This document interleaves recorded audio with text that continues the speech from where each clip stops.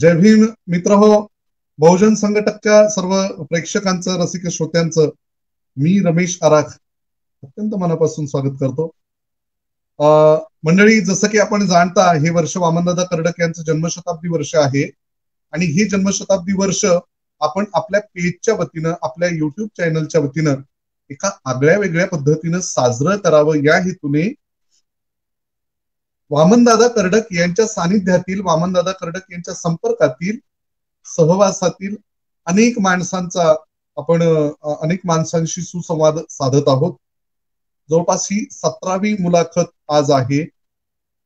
अनेक दिग्गजांपर्यंत आपण पोहोचलो, त्यांच्याशी सुसंवाद घडवून आणला. अनेक वामनदादांचे पैलू जे आपल्याला माहित नव्हते हे त्यांच्याकडून आपण जाणून घेतले, समजून घेतले आणि खरंच त्या लोकांकडून ते समजले सुद्धा. आणि अगदी पहिल्या मुलाखतीपासून ज्यांच्या प्रतीक्षेत आपण होतो, वामनदादा कर्डकांचं संपूर्ण साहित्य प्रकाशित करण्याचा मानस ज्यांचा आहे तो विडा ज्यांनी उचललेला आहे असे, आणि केवळ तो विडा उचललेला नाही तर त्यापैकी 4 खंड, काव्यखंड त्यांनी स्वतःच्या खर्चाने प्रकाशित केलेले आहेत. एवढंच नाही तर वामनदादांचं चरित्रविषयक काव्यखंड ज्यांचा प्रकाशित आहे, मोठं चरित्र काव्य ज्याला आपण म्हणू, हे प्रकाशित आहे. वामनदादांवर प्रेम करणारा माणूस, वामनदादांच्या साहित्यावर प्रेम करणारा माणूस, वामनदादांच्या कवितेवर, गाण्यावर प्रेम करणारा माणूस आणि एकूण काय तर अख्खा वामनवेडा झालेला हा माणूस जो आहे, अर्थात प्राध्यापक doctor Sagar Jadhav sir, Yavatmal sir आपल्याशी आज जुळलेले आहेत बहुप्रतीक्षेनंतर. खरं तर कितीतरी दिवसापासून मी सांगत आहे की जर आपल्याला काव्यखंड पाहिजे असतील, समग्र पाहिजे असेल तर त्यातले 4 खंड प्रकाशित झालेत. आपण सागर जाधव यांच्याशी संपर्क साधू शकता आणि मग त्यांचा मोबाईल नंबर सुद्धा मी तुम्हाला सांगत होतो. आज प्रत्यक्ष सागर जाधव आपल्या भेटीला आलेले आहेत. सर, आपलं मनापासून स्वागत. जय भीम सर. जय भीम सर. जय भीम. सर्वांना जय भीम. सर्व रसिक प्रेक्षक श्रोत्यांसह मला सुद्धा आनंद झालेला आहे की आज प्राध्यापक डॉक्टर सागर जाधव सर आपल्या भेटीला आलेले आहेत. त्यांच्याशी बोलूया. सर, आपण वामनदादांच्या साहित्याची, वामनदादाच्या गाण्यांचे 4 खंड प्रकाशित केलेत. त्यांचं चरित्र काव्य सुद्धा आपण प्रकाशित केलेलं आहे. हा एक आगळा वेगळा प्रयोग आहे. मला सुरुवातीलाच आपल्याला एक विचारायचंय की सर, वामनदादांकडे येण्या अगोदर आपला कलेविषयक, गाण्याविषयक प्रवास कसा होता? संगीत, गाणं, कला याविषयीची आवड किंवा तो जो प्रवास आहे त्याविषयी बोला सर. सर्वप्रथम बहुजन संघटक फेसबुक हे जे लाईव्ह चॅनल आहे, या चॅनलची जी टीम आहे, आमचे तरुण तडफदार असलेले बंधू राहुलजी खांडेकर आणि त्यांची संपूर्ण टीम, व्यवसायानं इंजिनियर असलेला हा तरुण मुलगा सोशल इंजिनिअरिंगच्या क्षेत्रामध्ये नवा प्रयोग करतो आहे. आज आपण केवळ वामनदादा कर्डकांच्या संदर्भातल्या, वामनदादाला जाणून घेण्यासंदर्भातल्या ज्या काही मुलाखती आहेत, हा एवढाच प्रयोग न करता हा तरुण वेगवेगळ्या अंगाने विचार करतो. या तरुणाकडे दृष्टी आहे, ज्याला आपण राईट विजन असं म्हणतो. अष्टांग मार्गामध्ये सम्यक दृष्टी असं त्याला म्हणतात. या तरुणासाठी आधी म्हणजे केवळ वामनदादांच्या खंडांच्या संदर्भातली जाहिरात देत आहेत, माझ्यासोबत चांगलं बोलतायत म्हणून नाही, परंतु हा एक तरुण मुलगा आज तरुणाई चळवळीच्या क्षेत्राकडे अनेक जण पाठ फिरवत असताना असे आशेचे किरण येत आहेत. तर वामनदादा काय म्हणतात अशा तरुणांसाठी त्या ओळी आधी राहुल खांडेकर आणि त्यांच्या समस्त टीमला, अगदी रमेश आराखांपासून सगळ्यांसाठी आधी ह्या अर्पण करतो आणि मग आपल्या प्रश्नाचं थोडक्यात उत्तर देण्याचा प्रयत्न करतो. वामनदादा असं या तरुणांच्या संदर्भात म्हणतात की ज्यांच्याकडे राईट विजन आहे, सम्यक दृष्टी आहे, बाबासाहेब आंबेडकरांच्या चळवळीच्या अंगाने. येणे जाणे असेच झाले आभाळातील अरुणाचे, येणे जाणे असेच झाले आभाळातील अरुणाचे, असेच सारे जीवन व्हावे भीमयुगातील तरुणाचे, असेच सारे जीवन व्हावे भीमयुगातील तरुणाचे. आणि या भीमयुगातल्या तरुणांचा हा आशावाद आपल्या समोर आहे. आपण विचारलेल्या प्रश्नाकडे मी येतो की वामनदादांच्या या कलेच्या अंगानं किंवा एकूण सांस्कृतिक चळवळीच्या अंगानं येत असताना माझे वडील कालकथित शेवंतराव अनाजी जाधव, माझी आई गुंफाबाई शेवंतराव जाधव, माझ्या वडिलांचं वामनदादांचं गाणी गाणारं भजनी मंडळ होतं आणि या भजनी मंडळातून घरात वामनदादांची गाणी गायली जात असत. माझी आई जात्यावरची सुंदर सुंदर गाणी गाते आणि कलेशी जोडणारा आणखीन एक महत्वाचा दुवा सांगून ठेवतो आधी इथे. माझ्या आईची आई गंगूबाई ही भादोल्याचे नामदेवराव गवई यांची लेक म्हणजे शाहीर प्रभाकर गवई यांची सख्खी चुलत बहीण. माझी बय, आम्ही बय म्हणतो तिला, ती बय. असा हा कलेचा सांस्कृतिक वारसा आमच्या परिवारामध्ये, वडिलांचा आवाज चांगला, हा एकूणच असा वारसा असल्या कारणानं लहानपणापासून हे गाणे ऐकत ऐकत आम्ही, जसे या सगळ्या मुलाखतींमध्ये मान्यवर आलेत, खरं म्हणजे मी इतक्या दिवस यासाठी थांबलो की मी अध्ययन करत होतो प्रत्येक मुलाखतीचं. अगदी शाहीर प्रतापसिंग बोदडे दादांपासून असतील, शाहीर डी.आर. इंगळे साहेब असतील, नारायणदादा येळगावकर असतील, अगदी माधवराव गायकवाड, सुनीताताई गायकवाड, जोंधळे सरांपर्यंत सगळ्यांची नावं मुलाखतीच्या वेळेमध्ये शक्य नाही, पण सगळे 16 मान्यवर म्हणजे जेवढे काही आले मुलाखत, सगळ्यांच्या मुलाखती मी बारकाईने ऐकत होतो आणि यातून मला अजून काही गवसतं का याचं मी अध्ययन करत होतो. असा हा एक वारसा माझ्याकडे आहे, मला मिळालेला. हा सर, घरातच गाणं असल्यामुळे, वडील भजनात असल्यामुळे, आईचाही आवाज वगैरे छान असल्यामुळे सागर जाधव यांना गायनाची आवड म्हणा आणि त्याकडे ते वळल्या गेलेत. आता पुढचा प्रश्न अत्यंत महत्वाचा आहे सर, की या एकूण प्रवासामध्ये वामनदादांचा शिरकाव कसा होतो किंवा वामनदादांकडे तुम्ही पहिली भेट तुमची केव्हा झाली, कशी एंट्री झाली तुमच्याकडे, तुमच्या आवडीमध्ये त्यांची, की वामनदादा एक पात्र आपल्याकडे येत आहे, ते कसं आहे? डॉक्टर बाबासाहेब आंबेडकरांनी पीपल्स एज्युकेशन सोसायटीची स्थापना करून, मुंबईला सिद्धार्थ आणि औरंगाबादला मिलिंद महाविद्यालयाची स्थापना करून एकूणच आंबेडकरवादी पर्यावरणामध्ये किती सांस्कृतिक मोलाचं ऐतिहासिक असं योगदान दिलेलं आहे आपण सगळेजण जाणतो. अशा त्या औरंगाबादच्या नागसेन वनामध्ये मी शिकायला गेलो 81ला आणि 81ला गेलो आणि मी मिलिंद विज्ञान महाविद्यालयाचा विद्यार्थी आणि इकडे डॉक्टर बाबासाहेब आंबेडकर कला आणि वाणिज्य महाविद्यालय, प्राचार्य मोगावकर सर त्या ठिकाणी, प्राध्यापक मनोहर गरुड सर आणि मनोहर गरुड सर आणि शांताबाई वामन कर्डक म्हणजे मनोहर गरुड सरांच्या पत्नी आणि त्या बहिणी जवळपास मावस बहिणी. तर मनोहर गरुड सरांनी वामनदादांचा कार्यक्रम त्या बाबासाहेब आंबेडकर महाविद्यालयामध्ये आयोजित केला होता. माझे मित्र चंद्रकांत धनदरे, बुलढाण्याचे सगळा परिवार, कारण मी भारत विद्यालयामध्ये आहे, तिथलेच मुलं तिथे गेले. यांनी सांगितलं की अरे सागर, वामनदादा कर्डकांचा कार्यक्रम आमच्या महाविद्यालयात आहे, तू ये. गेलो. म्हणजे आपण ज्याला पहिली भेट असं म्हणतो, मी याला भेट असा शब्द देणार नाही. भेट म्हणजे आपण प्रत्यक्ष एकमेकांशी भेटतो, संवाद साधतो. माझ्या भेटीचं स्वरूप हे वेगळ्या पद्धतीचं आहे. वामनदादाला मी प्रत्यक्ष सभेत गात असताना गायलं. आधी तुम्ही जो शिरकाव म्हणाला, वामनदादांचा शिरकाव म्हणजे रोमारोमात अंतरंगात कसा शिरकाव झाला, तिथलं ते गाणं जे वामनदादांचं पहिलं मी त्यांच्या तोंडून ऐकलेलं, त्यांच्या तोंडून प्रत्यक्ष ऐकलेलं. घरात तर सगळी गाणी होतीच वामनदादा कर्डकांची. वामनदादांनी गायलेलं ते पहिलं गाणं मी ऐकलेलं माझ्या म्हणजे दादांच्या प्रत्यक्ष तोंडून, दिधुले भीमाईने तुम्ही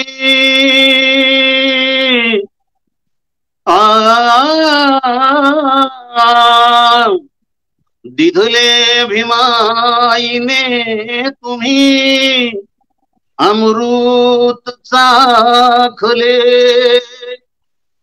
अमृत चाखले, सांगा कुणी कुणी इथे इमान राखले. हे गाणं जेव्हा मी ऐकलं तेव्हा माझ्या रोमात असे काटे सर्वांगात शिरले. हा जो शिरकाव आहे वामनदादांच्या स्वराचा आणि वामनदादांच्या गायनाचा, हा जो प्रभाव आहे, म्हणजे स्टुडिओमध्ये गायलेलं गाणं रेकॉर्डिंग करताना करप्ट होऊ शकतं, बरोबर. स्टुडिओमध्ये, बंद स्टुडिओमध्ये गायलेलं गाणं करप्ट होऊ शकतं. वामनदादा खुल्या मैदानात, आभाळाच्या खाली, निळ्या आभाळाच्या खाली जनमानसामध्ये जेव्हा गाणं गातात, एकदा त्यानं ऐकलं ते गाणं त्याच्या काळजात, ती परमनंट रेकॉर्डिंग, कुठल्याही प्रकारचा व्हायरस त्याचा शिरकाव होत नाही, ती करप्ट होत नाही. अशा पद्धतीनं वामनदादांचा शिरकाव माझ्या आयुष्यात झाला. आणि तुम्हाला एक सांगतो, ते गाणं ऐकून मला असं वाटलं की आपण वामनदादांच्या सारखं त्यांच्या पाठीमागं आपण गेलं पाहिजे. ही देखील भावना मी सगळं चरित्र काव्यात नोंदवून ठेवलं आहे. आणि तुम्हाला हे पण सांगतो की मी जर शिकलो नसतो तर आज माझी एखादी लहान मोठी गायन पार्टी नक्कीच असती, हे पण मी तुम्हाला सांगतो. वा वा वा वा, छान छान छान. तुमचा अनुभव सांगितला, आठवण सांगितली. खर तर 4 खंडांपूर्वी तुमचं एक चरित्र काव्य आलेलं आहे. तर पाहिलेला हा पहिला कार्यक्रम नागसेन वनातला, औरंगाबाद मधला, सांगा कोणी कुणी इथे गाणं राखले, इथपासून तुम्ही काव्यखंड काढण्यापर्यंत, चरित्र काव्य लिहिण्यापर्यंत आलेले आहात. ह्यामध्ये काही अशा घडामोडी झाल्या का की तुम्हाला असं वाटलं की आता मला दादांवर चरित्र काव्य लिहिण्याची गरज आहे किंवा मला लिहावं असं वाटतंय?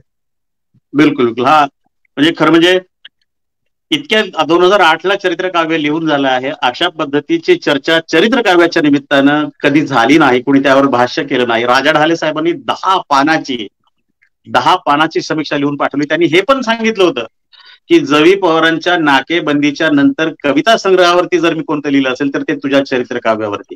10 पानाची समीक्षा. त्यानंतर हा प्रश्न, या निमित्तानं आपण पहिली भेट तिच्या संदर्भाने विचारलं होतं. तर या चरित्र काव्याच्या निमित्ताचा जो प्रवास आहे, मी थोडा पटपट त्याला उलगडण्याचा प्रयत्न करतो. ही 81ला पहिल्यांदा ऐकलं दादाला, आणि असं ऐकण्याचा आणि जवळून पाहण्याचा हा वेग जो आहे. दुसरी भेट झाली वर्ध्याला, साहित्य संमेलन, अखिल भारतीय आंबेडकरी साहित्य संमेलन 1993ला वामनदादांच्या अध्यक्षतेमध्ये झालं. आणि दलित साहित्याऐवजी आपल्या साहित्याला आंबेडकरी साहित्य ही संज्ञा आपण वापरली पाहिजे, ही भूमिका दादांनी अध्यक्षीय भाषणातून मांडली. आणि त्या संमेलनाला वर्धेला आम्ही गेलो होतो. इथला अनुभव देखील सांगितला पाहिजे. प्रेक्षकांमध्ये बसलेलं असताना फार मोठे मोठे चळवळीतले कार्यकर्ते अवतीभोवती बसलेले, त्यांचे शब्द ऐकायला येत होते. वामनदादा तिथे असं म्हणाले होते भाषण सुरुवात करायला, म्हणजे भाषणाला वाचनाच्या आधी, की वामनला भाषण देता येत नाही, वामनला गाणं गाता येतं. वामनला गाणं गायला बोलावलं असतं तर फार बरं झालं असतं. आणि मग दादा भाषण वाचायला लागले, स्क्रिप्ट वाचायला लागले. आणि दादाचा समजा वाचताना काही शब्द अडखळत होते. मी अवतीभोवतीच्या लोकांच्या प्रतिक्रिया ऐकत होतो. त्यातले काही कार्यकर्ते साहित्यिक देखील होते. वामनदादा एक भजन्या माणूस, हे गायन गीत गाणारा माणूस, आणि या लोकांनी साहित्य संमेलनाचं अध्यक्ष केलं. काही जण म्हणत होते अरे पाहून पण वाचता येत नाही. हे सगळं मला असा वेदनादायी ते होत होतं. ह्या सगळ्या प्रतिक्रिया, ह्या सगळ्या घडामोडी त्या घडत होत्या. ही झाली त्यांची दुसरी भेट. मी दुसऱ्यांदा त्यांना पाहिलं, जवळून पाहिलं. त्या फक्त मी त्यांना पाहत होतो, अवतीभोवती त्यांचं निरीक्षण करतो. तिसरी भेट झाली आपले यवतमाळला आमच्या माननीय गोपीचंद कांबळे साहेब, आपल्या बुलढाणा देखील फॉरेस्ट मध्ये ते होते. त्यांच्या घराच्या वास्तूच्या प्रसंगाच्या वेळेला वामनदादा त्यांच्याकडे आलेले होते. अगदी त्यावेळेला जनार्दन गवई साहेब, गोपीनाथ मिसाळ साहेब देखील त्यावेळेला आलेले होते. 17 मे 1996 रोजी ते इथे आलेले होते, त्या गोपीचंद कांबळे साहेबांच्या घराच्या वास्तूच्या गृहप्रवेशाच्या निमित्तानं. त्यावेळेला मी आणि माझी सहचारिणी, जी या सगळ्या समग्र वाङ्मय खंडाची प्रकाशिका आहे, आयुष्यमती प्रणया सागर जाधव, आम्ही दोघंही 17 मे 1996ला गोपीचंद कांबळे साहेबांच्या घरी गेलो. वामनदादांना आपल्या बापाचं जसं दर्शन घेतात अगदी त्या पद्धतीनं त्यांचं दर्शन घेतलं. बस निघून आलो. चौथी भेट झाली 14, 15, 16 नोव्हेंबरला 97ला यवतमाळला अखिल भारतीय आंबेडकरी साहित्य संमेलन, इथल्या कला अकादमीच्या निमित्तानं. त्यामध्ये आम्ही देखील आयोजनामध्ये होतो, मी देखील होतो. त्यामध्ये संमेलन आयोजित केलं होतं. बाबूराव बागुल साहेब अध्यक्ष होते, पण काही कारणास्तव ते येऊ शकले नाही. नानकचंदजी रत्तू, वसंत मोहन साहेब, वामनदादा कर्डक हे सगळे त्या ठिकाणी होते. या कार्यक्रमात वामनदादा कर्डकांचं उद्घाटनाच्या कार्यक्रमात स्वागत करण्याची संधी मला मिळाली. आणि तो फोटोग्राफर, त्या फोटोग्राफरनी क्लिक केलेला तो एक फोटो, माझ्या जीवनात वामनदादाचा शिरकाव हा दुसरा एक प्रसंग आहे. तो एक फोटो, त्या एका फोटोवर चरित्र काव्यामध्ये एक मोठी सलग अशी कविताच मी लिहिलेली आहे. वामन दादा त्या फोटोतून मला काय सांगताय, त्या फोटोमध्ये ही माझी चौथी भेट झाली. आणि त्याच कार्यक्रमामध्ये उजेड प्रकाशित झाला माझा काव्यसंग्रह नानक चंद्र रत्तूंच्या हस्ते. ज्या हाताने बाबासाहेबांची सेवा केली, पाय दाबले, सेवा केली, त्या हाताने माझा उजेड प्रकाशित झाला. आणि वामनदादा स्टेजवरती आहेत. मला या ठिकाणी सांगितलं पाहिजे, वामनदादा स्टेजवरती आहेत. मी वामनदादांना भावना कशी होती हे लक्षात येण्यासाठी मी प्रकाशित झाला. आणि पहिली मला मांडी घालून बसल्या एका साईडला समोर ठेवली. त्यांना बोललो पण नाही, त्यांच्या पायाजवळ ती पहिली परत ठेवली. आणि स्टेजवरच्या वसंत मोहन साहेब आहेत, मोठे मोठे साहित्यिक आहेत, सगळ्यांच्या समोर वामनदादाच्या समोर ठेवली ती परत तिथे ठेवली. आमचे स्वागताध्यक्ष त्या संमेलनाचे नंदोकर सर होते, ज्यांच्या महाविद्यालयाच्या प्रांगणात ते संमेलन आयोजित. काय सर म्हणे, साधी गोष्ट तुम्हाला कळत नाही म्हणे, पुस्तकाची परत ही लोकांच्या हातामध्ये द्यायची असते, इतकं साधं तुम्हाला कळत नाही का, हे स्टेजवरच. पण मी माझी भावना या ठिकाणी मी ती एका मुलाखतीमध्ये, विनोद बुरवरे आहेत, उद्घोष नावाच्या अंकामध्ये मुलाखत आहे, त्याच्यामध्ये नोंदवलं आहे त्यांनी ते. मला माहित होतं की या स्टेजवरती वामनदादा बसलेला आहे आणि माझ्या कवितेची कुवत काय आहे हे मला माहित होतं. आणि त्यांना माहित नाही वामनदादाला की हा असं काही करतोय. पहिली परत मी त्यांच्या पायाजवळ ठेवली, स्वागताध्यक्षाचं ते बोलणं पण ऐकून घेतलं. वामनदादाचा हिस्सा होतो. आणि मग चरित्र काव्य कसं भरत येत आहे पुढे, त्याच्या मधला हा प्रवास आहे मी सांगतोय. आणि पाचवी भेट, पाचवा प्रसंग आहे 15 जानेवारी 2000 अखिल भारतीय आंबेडकरी साहित्य संमेलन. इथे पवन भगत आपल्या याच्यावरती येऊन गेल्यात चंद्रपूरचे मुलाखतीमध्ये, त्या ऑर्गनायझर त्या साहित्य संमेलनाला, की ज्या साहित्य संमेलनामध्ये वामनदादा कर्डकांना महाकवी ही उपाधी दिली जाहीर प्रमाणामध्ये. पण मला या ठिकाणी हे पण नोंदवलं पाहिजे, मी त्यावर पुढे बोलणारच आहे, परंतु बल्लारपूरला महाकवी जाहीर संमेलनामध्ये जरी उपाधी दिल्या गेली असली तरी आपल्यांचं त्यामध्ये फार मोठा आहे महाकवी हा शब्द वापरण्यामध्ये. 1993 वामनदादाच्या गाण्याला, पहिल्या गाण्याला 50 वर्ष झाली आहेत. आणि एक साहित्य संमेलन त्यावेळेला आयोजित, गीत सुवर्ण महोत्सव समितीच्या वतीनं मी सगळ्यांच्या या ठिकाणी आयोजन मध्ये, सगळ्या बुलढाणेकरांनी आणि ड्रॅगन मधु गवई यांनी वामनदादा शब्द वापरलेला आहे. ही भेट आणि संमेलनामध्ये माझ्या उजेडला अण्णाभाऊ साठे पुरस्कार मिळाला. त्याही वेळेला स्टेजवर वामनदादा बसलेले आहेत. हे सगळं चाललेलं आहे. आणि 2004 15 मेला वामनदादा गेल्याची बात. आणि त्यानंतर 3-4 कविता लिहिल्या गेल्या अशा मोकळ्या मोकळ्या. त्यातल्या काही कडवी तुमच्या समोर ठेवतो. दादा, तुम्ही तुफानातील नायक दिवा, तुम्ही तुफानातील नायक दिवा, तुम्हाला मारू शकत नाही मरण. तुम्ही तुफानातील नायक दिवा, तुम्हाला मारू शकत नाही मरण, तुमच्या कर्तृत्वाने चेतल्या लाखो वाती, तुम्हाला जाळू शकत नाही सरण. अशी एक कविता लिहिली, अशी एक कविता लिहिली. ती पूर्ण वाचत नाही, एक कविता लिहिली त्याच कालखंडामध्ये. अनुशेष नावाचे, म्हणजे आरक्षणाच्या, खरं म्हणजे आरक्षण हा शब्द देखील म्हणजे रिप्रेझेंटेशन आहे, ते प्रतिनिधित्व. आरक्षण भरलं जात नाही आपण असं म्हणतो की नाही, त्या कवितेचं नाव आहे अनुशेष. आणि दादा गेले आणि दादाची जागा रिकामी झाली आहे, अशा आशयाची ती कविता आहे. कैक दिसांचा शिल्लक आहे, अनुशेष आता भरलाच पाहिजे, भीम क्रांतीच्या पर्वासाठी माय तुझं एक लेकरू पाहिजे.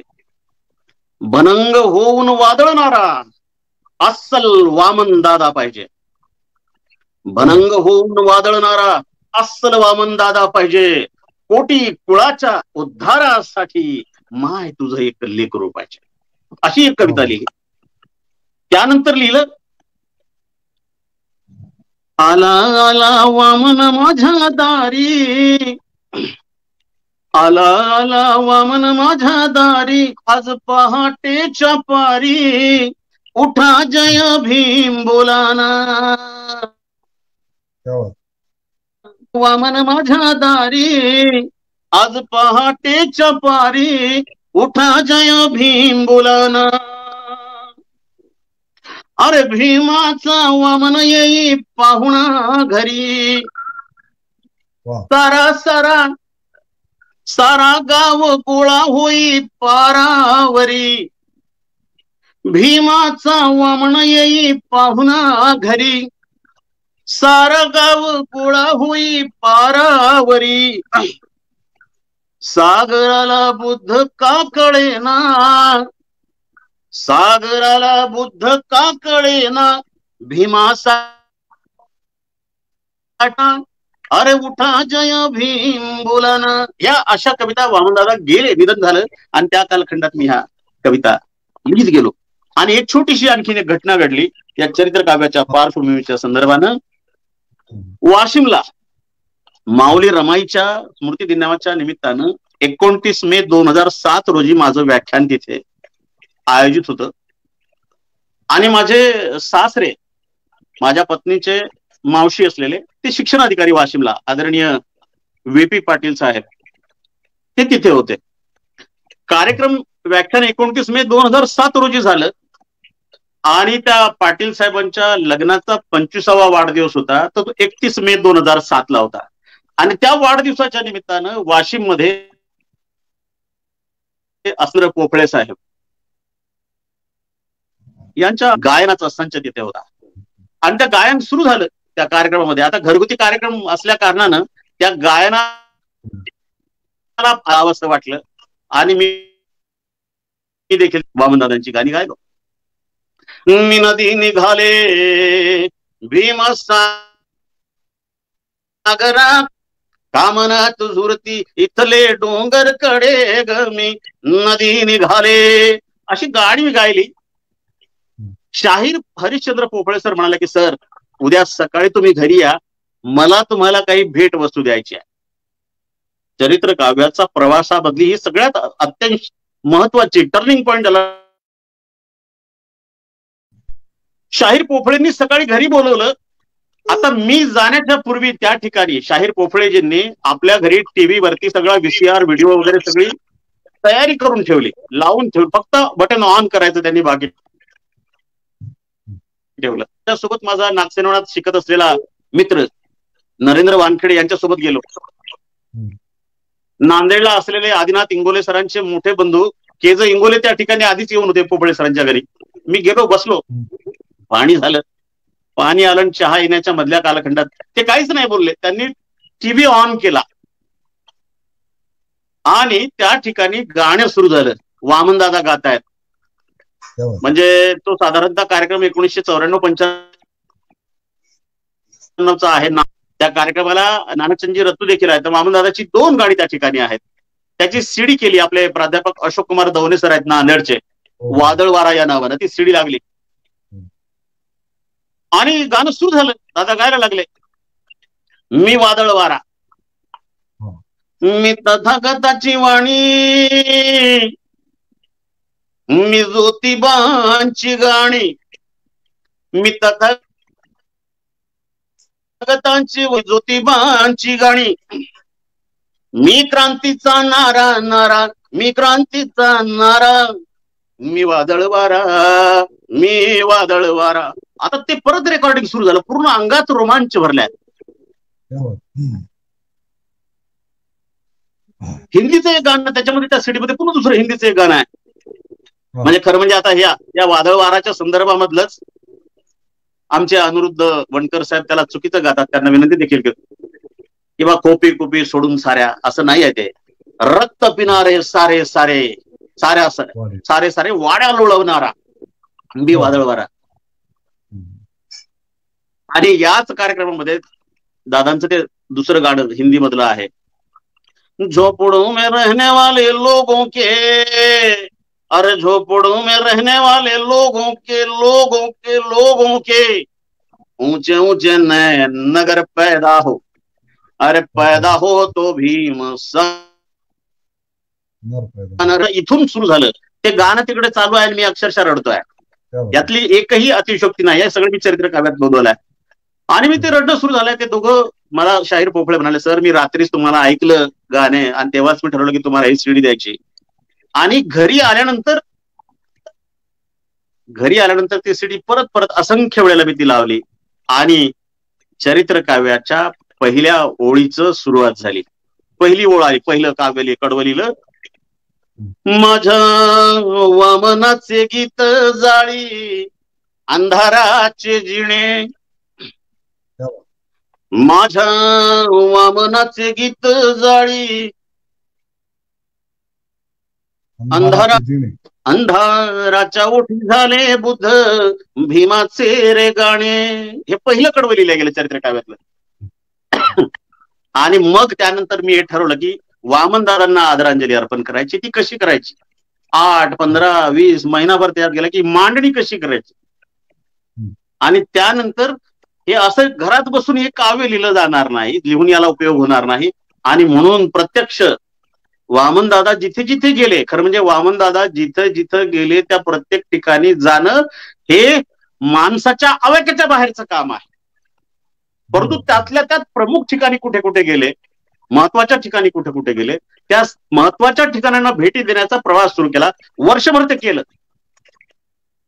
अगदी चिखली, नाशिक, देशवंडी सगळ्या ठिकाणी. देशवंडीला रात्री 9, 9:30च्या नंतर कंदील घेऊन गावातून आम्ही, वामनदादाचा बालपणीचा गुरु चालणारा मित्र होता, त्या मित्राची मुलाखत घेतली. त्याचे फोटो देखील आपल्या चरित्र काव्यात आहे. आणि ते घेत असताना आपले किशोरदाचे ते देखील सोबत होते त्या ठिकाणी. अशा पद्धतीनं हा प्रवास सुरू झाला. आणि दुसरी गोष्ट अशी की हे सगळं करत असताना शांताबाई कर्डकांकडे गेलो. ते प्रवासामध्ये ज्या ज्या ठिकाणी जे जे पाहिलं ते त्या ठिकाणी लिहिणं सुरू होतं. भादल्यापासून सगळीकडेच गेलो मी, सगळीकडे. आणि शांताबाई कर्डकांच्याकडे गेलो. घरात रॉकेलची टाकी आणि एक फोटो फक्त भिंतीवरती, त्या कुडाच्या भिंतीवरती. कुड म्हणजे ते टिनाचे आणि पाट्या लावलेले ते घर, आणि त्याला एक हार. माऊलीला विचारलं की वामनदादांचं काही छायाचित्र, काही वामनदादांच्या कविता याबद्दल, तर त्या ठिकाणी काहीही नव्हतं. आणि या क्षणापर्यंत मला हे सांगितलं पाहिजे, या ठिकाणी या क्षणापर्यंत मी फक्त कविता लिहिली होती. तोपर्यंत माझ्या डोक्यात हा विचारच आला नाही की वामनदादांची छायाचित्र गोळा करावी, सगळी मांडणी करावी, ऐतिहासिक मांडणी करावी वगैरे, हे नव्हतं आलं. परंतु ज्या वामनदादांच्या घरी, ज्या ठिकाणी ती माऊली आहे, तिच्याकडे कागद नाही दादांच्या गाण्याचा, कोणत्याच प्रकारचा रेकॉर्ड नाही. त्यावेळेला आराखसर मला इतकं वाईट वाटलं एका गोष्टीचं की बाबा, आपण भाषणाला जातो, व्याख्यानाला जातो, दुसऱ्या दिवशी वर्तमानपत्रात बातमी छापून येते.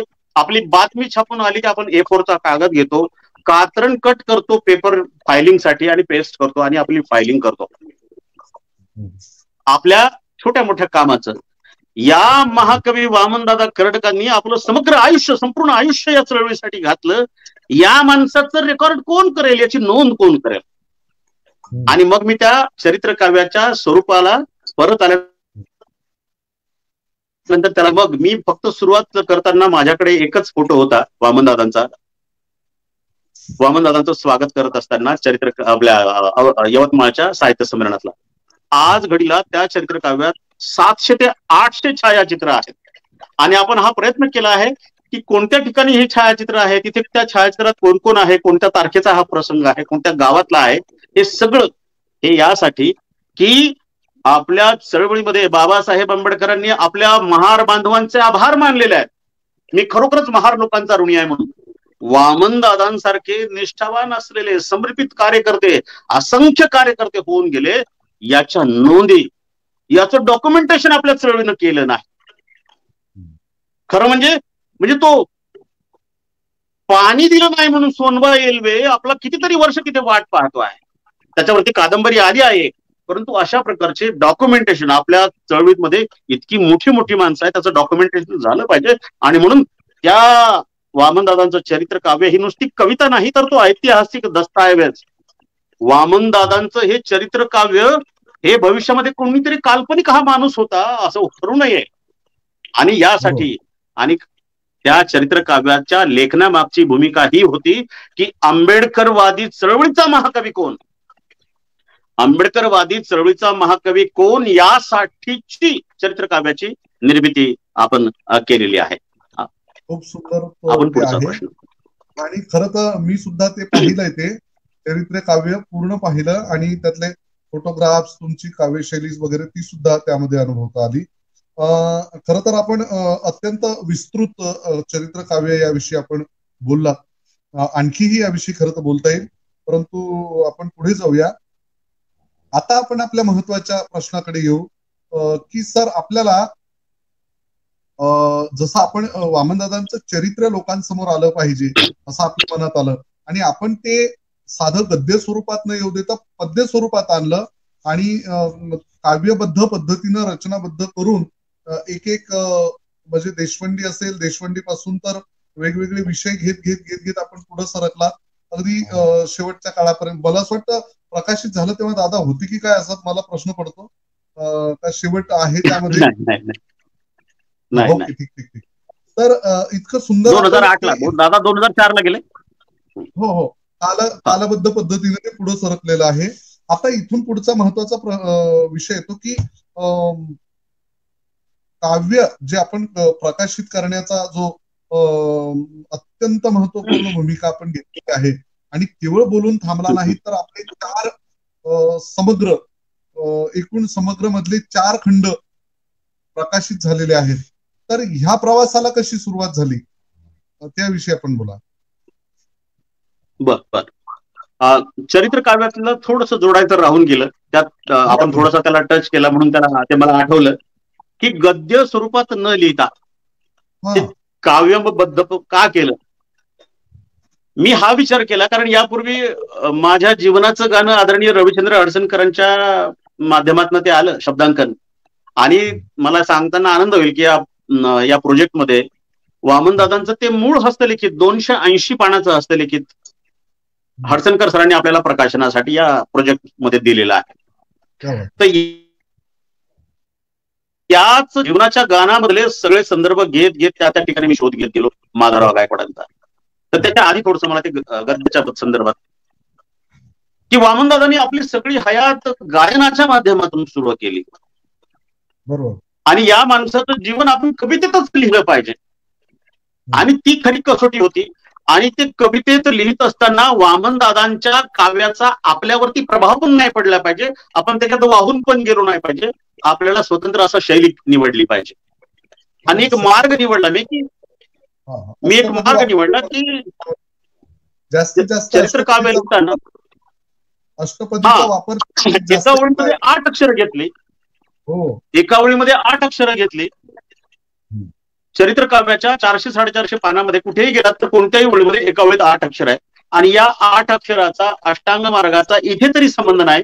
त्याचा संबंध असा आहे, वामनदादांनी आपली संपूर्ण हयात गायनामध्ये घालवली. अशा माणसाचं जीवन आपण कवितेमध्ये लिहायचं, आणि त्यांच्या गायनाचा प्रभाव आपल्या त्या काव्यात आला नाही पाहिजे याची देखील दक्षता घ्यायची. म्हणून 8 दिवसात वामनदादांनी 12 खडी केली, आणि त्या 8 दिवसाच्या परिश्रमावरती एवढा मोठा महाकवी उभा झाला.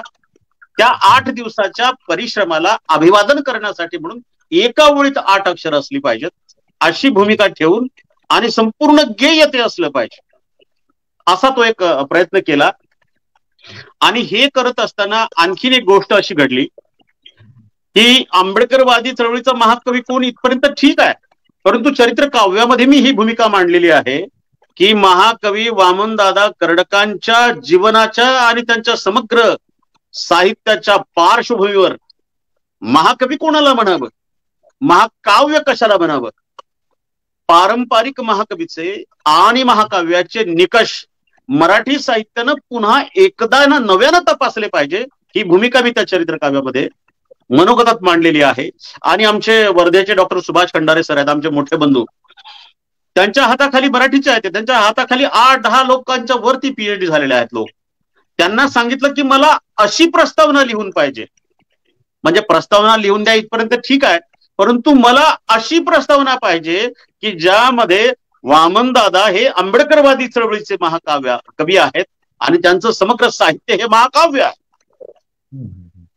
म्हणजे पारंपरिक जे महाकाव्य आहेत, या चरित्राच्या निमित्तानं, चरित्र काव्याच्या निमित्तानं आणखीन एक रेकॉर्ड तुटलेला आहे सर. म्हणजे मी स्वतः लिहिलेलं मीच बोलावं असं म्हणून नव्हे, परंतु रामायण, महाभारत, सौदारानंद जे काही बाकीचे महाकाव्य असतील त्या महाकाव्य लिहिणाऱ्या कवींच्या जीवनाविषयीची कुठल्याही प्रकारची माहिती आपल्याला उपलब्ध नाही. त्यांची महाकाव्य उपलब्ध आहेत, आणि वामनदादांचं जीवन महाकाव्याच्या फॉर्म मध्ये, म्हणजे राजा ढाले साहेबांनी देखील त्याला म्हटलंय की याला महाकाव्य, ज्या माणसानं, राजा ढाले साहेबांचा शब्द सांगतो की ज्या माणसानं बाबासाहेबांचं समग्र हे ऐतिहासिक कार्य एका ओळीत जोखलं, उद्धरली कोटी कुळे, राजा ढाले साहेबांचे शब्द आहे. त्या माणसाच्या काव्याला महाकाव्य म्हणायचं नाही तर कोणाला म्हणायचं? बाबूराव बागुल वामनदादांच्या निधनानंतर असं म्हणाले, या देशात जाती नसत्या तर वामनदादा कर्डक जागतिक कीर्तीचे महाकवी झाले असते. म्हणून आंबेडकरी चळवळीचा महाकवी कोण, महाकाव्य कशाला म्हणायचं, हे सगळे निकष नव्याने तपासायला पाहिजे. यासाठी की पारंपरिक महाकाव्य संख्येनं मोठं असेल, परंतु त्यात माणसाचं मूल्य नाही, त्यात शोषणाची मूल्य आहेत, त्यात वर्णव्यवस्थेची मूल्य आहेत, आणि वर्णव्यवस्थेची मूल्य असणारी काव्य, महाकाव्य ही संख्येनं मोठी आहेत, म्हणून ती महाकाव्य ठरतील असं मला अजिबात वाटत नाही. ज्यानं माणसासाठी लिहिलं, समग्र माणसासाठी लिहिलं, त्या माणसाचं मूल्य, जीवन मूल्य ज्या कवितेला असेल ते महाकाव्य ठरलं पाहिजे. ही देखील भूमिका होती. म्हणजे निवळ भक्तीच्या, वामनदादा कर्डकांच्या प्रति मला श्रद्धा निर्माण झाली, भक्तीपोटी मी काव्य लिहिलं असं नाही. आणि या चरित्र काव्याने काय झालं, आपण ज्या प्रोजेक्ट बद्दल मला जो प्रश्न विचारलाय की समग्र वाङ्मय, चरित्र काव्य पहिल्यांदा आलं, तोपर्यंत चरित्र काव्य म्हणजे वामनदादा कर्डकांचं साहित्य आपल्याकडे नाही आहे. चरित्र काव्य निर्माण होण्याच्या मधल्या प्रक्रियेत माधवराव गायकवाडांची भेट घेतलेली आहे. 5 ऑक्टोबर 2008 रोजी यवतमाळला आंतरराष्ट्रीय कीर्तीचे लोकशाहीर विठ्ठल उमप साहेबांच्या हस्ते याचं प्रकाशन झालं. त्या प्रकाशन सोहळ्याला माधवराव गायकवाड, सुनीताताई गायकवाड आणि नगरचे लोक आले. त्यांनी ते सगळं पाहिलं आणि त्यानंतर ते परत गेले. माझे लहान बंधू प्राध्यापक अशोक जाधव मालेगाव कॅम्प नाशिकला असतात, त्यांच्याकडे गेलो आणि तिथून मी नाशिकला वडाळ्याला गेलो या चरित्र काव्याची पहिली प्रत भेट देण्यासाठी शांताबाई कर्डकांना.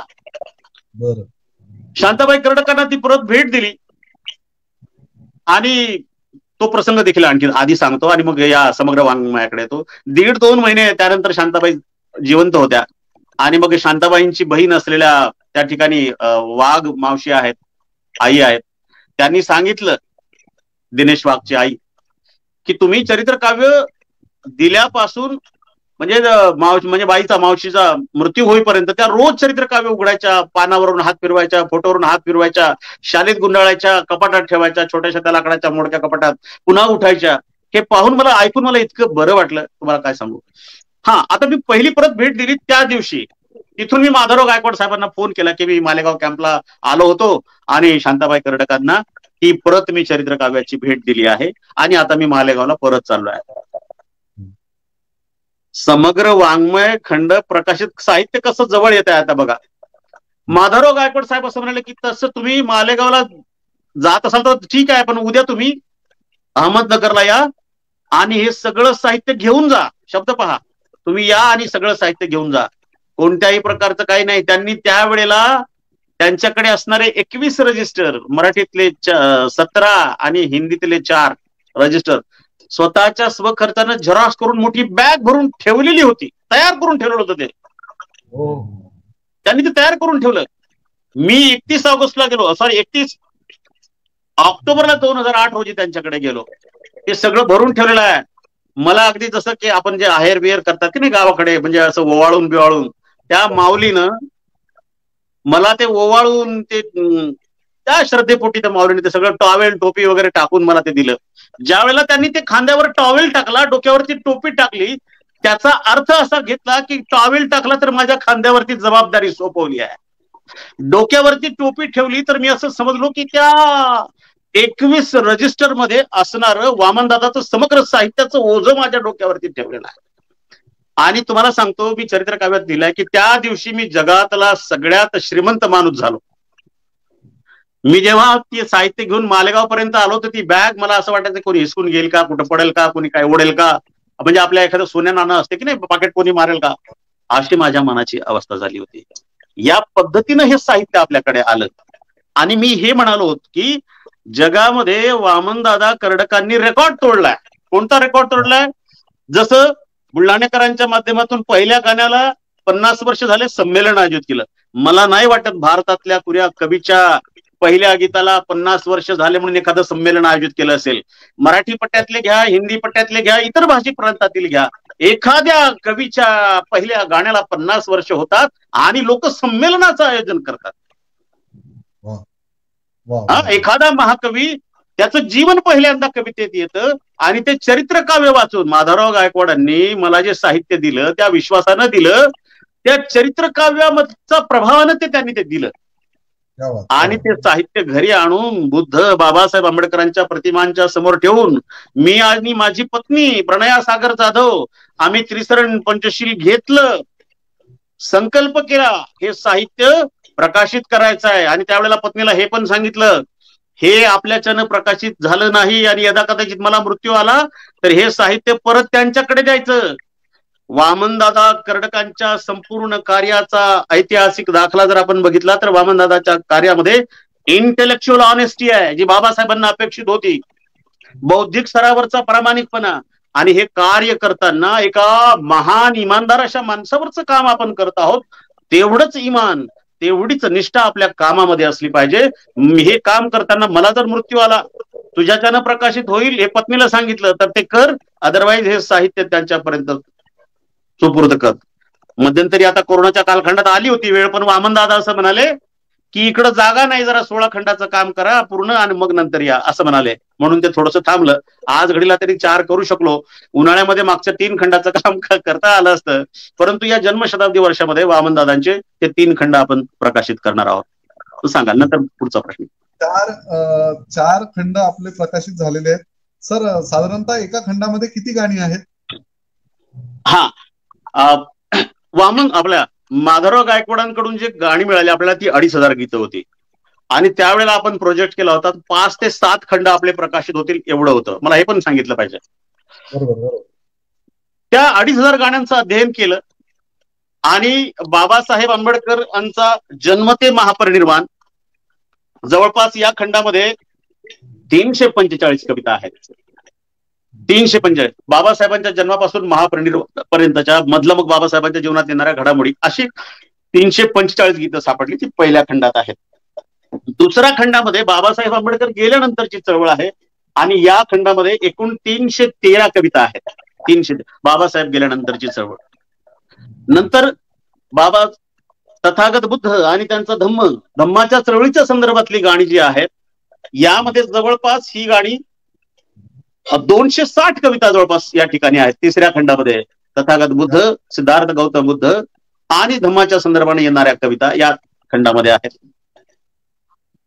म्हणजे आजकाल या कालखंडामध्ये राष्ट्रभक्तीचे हे 2014 पासून राष्ट्रभक्तीचे सर्टिफिकेट लोक वाटून राहिलेत. ज्यांनी या देशासोबत सतत द्रोह केला ते सर्टिफिकेट वाटत आहेत. वामनदादा कर्डक किती पराकोटीचे राष्ट्रप्रेमी होते, किती पराकोटीचा राष्ट्रप्रेम कशाला म्हणायचं. या 4थ्या खंडामध्ये जवळपास 386 कविता आहेत. महाकवी वामनदादा कर्डक 4थ्या खंडामध्ये राष्ट्रावरचा म्हणजे Babasaheb Ambedkar Indian first and Indian last या 4थ्या खंडामध्ये हे सगळं आहे. या 4 खंडामध्ये जवळपास या कविता आहेत. मला आणखी एक गोष्ट म्हणजे नवल आश्चर्यकारक आणि खूप चांगली अशी वाटते की तुम्ही समग्र प्रकाशित करत असताना प्रत्येक खंड हा एका कालानुक्रमे घेतलेला आहे. म्हणजे पहिला खंड हा बाबासाहेबांचा जन्म ते वगैरे असं आपण घेतलंय असं म्हणता. हे मला खूप आवडलं की केवळ प्रकाशित करायचं म्हणून लमसम आपण 350 गाणी कुठलेही उचला असं नाही, तर त्याला बाय परमिशन टाकलेत. ते धम्म चळवळीविषयी गाणी असतील वगैरे हे आपण आता बोलत मला खूप बरं वाटलं याविषयी की असं वर्गवारी करून आपण ते प्रकाशित करीत आहात. तर ही वर्गवारी करावी असं का वाटलं तुम्हाला? म्हणजे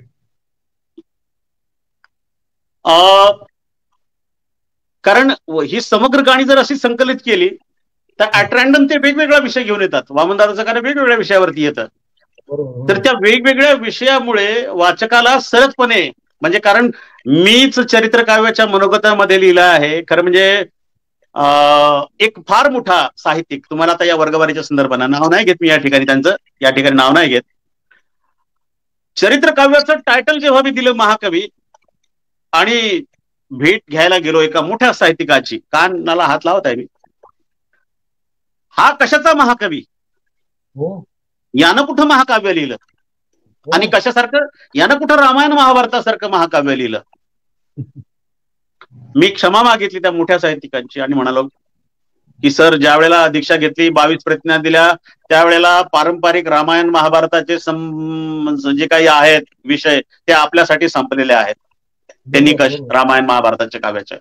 आणि मी तिथेच सांगितलं की जर, म्हणजे त्या मोठ्या साहित्यिकाला सांगितलं ही वर्गवारी करण्यामागची भूमिका, की जर वामनदादा कर्डकांच्या समग्र कविता एकत्र आणल्या, त्यांचा अभ्यास केला, त्यांची वर्गवारी केली, त्यांची सलग मांडणी केली, तर हे का महाकाव्यापेक्षा कमी होईल काय, हे त्या साहित्यिकाला दिलेलं उत्तर होतं. आणि मग त्याचीच जबाबदारी होती की त्याची वर्गवारी करून बाबासाहेबांचा जन्म, बाबासाहेबांच्या जीवनावरचं हे काव्य, बाबासाहेबांच्या चळवळीवरचं हे काव्य, तथागत बुद्धाच्या आणि धम्माच्या संदर्भाचं हे काव्य, हे अध्याय, त्याला अध्याय नाही म्हणणार आपण, आपण लिहिणार आहोत त्यावरती देखील, पालीमधले शब्द वापरून आपण त्याला हे करू, वग्ग करू, त्याला वग्ग करू. पुढे सध्याचं हे होऊ द्या, हे समग्र, आणि त्या माध्यमातून त्या भूमिकेतून ही मांडणी करावीशी मला वाटली. बरोबर. 4 खंड आलेत आणि 12 खंड अजून यावेत किंवा येतील असं आपण बोललेलो आहोत. म्हणजे अजून 12 खंडात मावतील एवढी गाणी आपल्याकडे आहेत. आणि साधारणतः किती वेळात हे येऊ शकतील सर? आणखी किती काळानंतर येतील? 1 वर्ष, 2 वर्ष, किंवा आपला काय मानस आहे, संकल्प आहे त्याविषयीचा? त्या संकल्पाबद्दल बोलण्याच्या आधी आपण साहित्यावरती बोलतो आहोत बाबासाहेबांच्या, आपल्या वामनदादांच्या, परंतु मी ते विसरून जाईन आधी, ते मला सांगितलं पाहिजे. बोला बोला. महाकवी वामनदादा कर्डकांचं समग्र साहित्य हे बाबासाहेब आंबेडकरांनी लिहिलेल्या भारतीय संविधानाच्या प्रियंबलला जे डायरेक्टिव्ह आहे, आम्ही भारताचे लोक, स्वातंत्र्य, समता, बंधुता वगैरे वगैरे, हे जे प्रियंबल आहे हे पॅरामीटर घेऊन चालतं. आणि बाबासाहेब आंबेडकरांनी जसं भारतीय संविधानाला प्रियंबल दिलं, असं प्रियंबल साहित्याच्या क्षेत्रामध्ये बाबासाहेबांनी साहित्यासाठी एक प्रियंबल दिलं. आणि हे प्रियंबल कुठे दिलं? 54ला दिलं. आणि विदर्भ साहित्य संघामध्ये, म्हणजे जे लोक भाषेला देखील जात लावतात, अभिजात मराठी, म्हणजे जात सुद्धा भाषेमध्ये त्यांनी पोहोचवली, त्या विदर्भ साहित्य संघाच्या तिथे बाबासाहेब बोललेले आहेत. त्याचं संकलन नारा शेंडे यांनी केलेलं आहे. म्हणजे संविधानाला दिलेलं प्रियंबल आणि बाबासाहेबांचं डायरेक्टिव्ह प्रिन्सिपल साहित्याच्या क्षेत्रासाठी, तो उतारा तुमच्या समोर मला वाचला पाहिजे, सांगितला पाहिजे. काय म्हणतात बाबासाहेब? उदात्त जीवन मूल्य आणि सांस्कृतिक मूल्य आपल्या साहित्य प्रकारातून आविष्कृत करा. आपलं लक्ष आकुंचित आणि मर्यादित ठेवू नका, ते विशाल बनवा. आपली वाणी 4 भिंतीपुरती राखू नका, तिचा विस्तार होऊ द्या. आपली लेखणी आपल्या प्रश्नापुरतीच बंदिस्त करू नका, तिचं तेज खेड्या पाड्यातील अंधार दूर करील असं प्रवर्तित करा.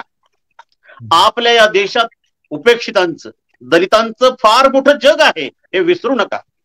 त्यांचं दुःख, त्यांच्या व्यथा नीट समजावून घ्या आणि आपल्या साहित्याद्वारे त्यांचं जीवन उन्नत करण्यासाठी झटा. त्यातच खरी मानवता आहे. दलितांचे जग, वेदना आणि शिष्टाई या नारा शेंडे यांच्या पुस्तकामध्ये बाबासाहेब आंबेडकर त्या भाषणामध्ये विदर्भ साहित्य संघाच्या तिथे काय बोलले त्याचं संकलन केलेलं आहे. हे वामनदादांच्या डोळ्यासमोर आहे की बाबासाहेबांचा शब्द, एक एक शब्द वामनदादांच्या मनामध्ये तो बजलेला आहे. पुढे बाबासाहेबांचं एक फार सुंदर वाक्य आहे, प्रगतीचे मापन करणारी 2 प्रभावी, प्रगतीचे मापन करणारी आणि इतिहास दर्शविणारी 2 प्रभावी अस्त्र आहेत. एक लेखणी आणि दुसरी वाणी. ही दोन्ही अस्त्रे व्यासंगी वृत्तीने जोपासली पाहिजे. जीवनात साहित्याला विशेष मोल आहे. तुमचं कर्तव्य, विद्वत्ता व बुद्धिमत्ता सिद्ध करणारं तेच एकमेव साधन आहे, हे लक्षात ठेवा. हा उतारा, हे 2 उतारे मी यासाठी इथं सांगितले की भारतीय संविधानाला जसं प्रियंबल आहे, डायरेक्टिव्ह प्रिन्सिपल आहे, तसं वाङ्मयाच्यासाठी, साहित्य क्षेत्राच्यासाठी बाबासाहेबांनी दिलेलं हे डायरेक्टिव्ह प्रिन्सिपल आहे. आणि मला या ठिकाणी सगळ्यांना सांगायचं आहे की बाबासाहेबांना खरं कान लावून, मन लावून, जीव लावून जर कोणी ऐकलं असेल तर ते वामनदादांनी. लेखणी आणि वाणी, इतिहास दर्शवणे, प्रगतीचे मापन करणारी, इतिहास दर्शवणारी, आपली कर्तव्य आणि बुद्धिमत्ता सिद्ध करणारी ती दोन साधनं आहेत.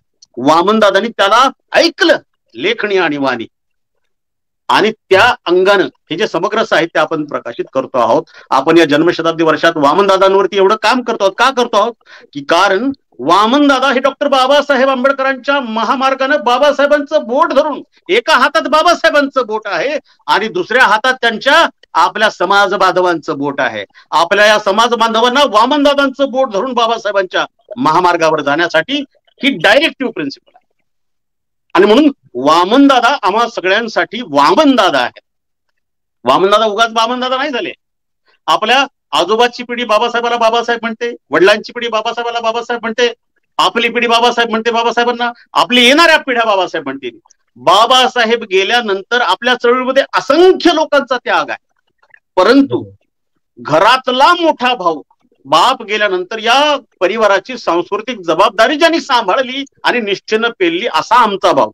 आमच्या आजोबाची पिढी वामन कर्डकांना वामनदादा म्हणते, वडिलांची पिढी वामन कर्डकांना वामनदादा म्हणते, आमची पिढी वामनदादा म्हणते वामन कर्डकांना, येणाऱ्या पिढ्या देखील, कारण ते खऱ्या अर्थानं कुटुंबाचा मोठा भाऊ झालेले आहेत. हा एक भाग. आणि दुसरं राहिलं, आपण ज्या प्रोजेक्ट बद्दल विचारलं की 16 खंड आहेत, किती वेळात येतील? खिशात पैसे लवकर जितके जास्त असतील तितक्या लवकर येतील. मागच्या या कालखंडामध्ये, कोरोनाच्या कालखंडामध्ये खंड 5, खंड 6 आणि खंड 7, खंड 5, 6, 7 हे हिंदी मधले खंड आहेत. मला या ठिकाणी सांगितलं पाहिजे की माधवराव गायकवाडांकडच्या रजिस्टरमध्ये 400 हिंदी गाणी आहेत. मी सुरुवातीला मगात बोललो की गायकवाड साहेबांकडचं साहित्य घेतलं तेव्हा 6 ते 7 खंड होतील एवढा प्रोजेक्ट होता.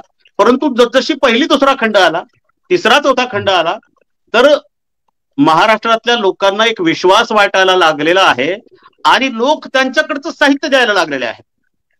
अगदी नारायण जाधव येळगावकरांनी आमचा माधवराव गायकवाडांचा त्यांच्या घरी सत्कार केला, त्यावेळेला उपस्थित असलेले वाका दाभाडे साहेब त्या कार्यक्रमाला घरून झेरॉक्स करून वह्याच घेऊन आले. त्यांनी त्या वह्या दिल्या.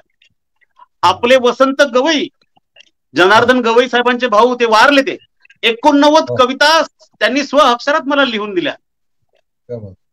संगमनेरचे शाहीर शिवाजी कांबळे त्यांनी गाणी दिली.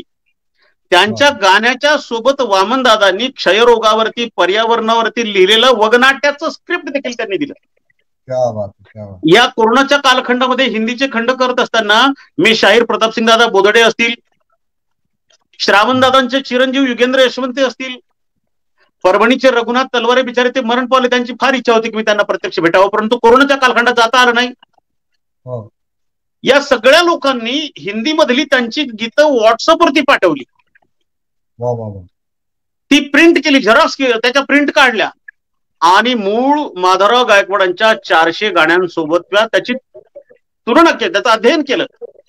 तर या प्रत्येक माणसांकडनं 2-2, 3-3 गाणी नवीन मला मिळाली. शायरी डी आर इंगळे साहेबांनी दिलेली हिंदी गाणी.